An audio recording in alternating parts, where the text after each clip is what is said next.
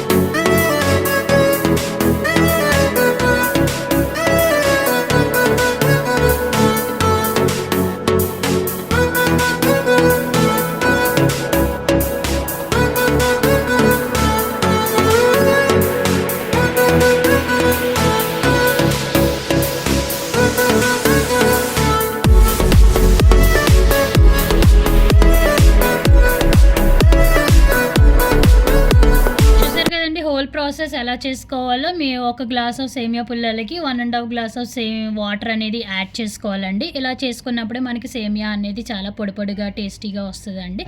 So ముద్దగా కాకుండా పొడిలాడుతూ సేమియా ప్రిపేర్ అవ్వాలంటే 1 గ్లాస్ ఆఫ్ సేమియాకి 1.5 గ్లాస్ ఆఫ్ వాటర్ అనేది యాడ్ చేసుకోవాలి. సో ఇలా కుక్ చేసుకున్న తర్వాత మూత పెట్టేసుకొని, లో ఫ్లేమ్లో కాదండి మీడియం ఫ్లేమ్లో పెట్టుకొని మూత పెట్టుకొని ఒక 5 మినిట్స్ పాటు మీరు కుక్ చేసుకుంటే ఎంతో టేస్టీగా డెలిషియస్గా ఉండే ఉప్మా అనేది రెడీ అయిపోతుందండి.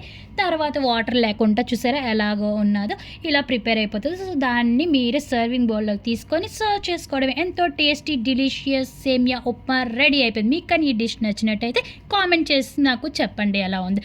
So do follow for such more videos, subscribe to my channel.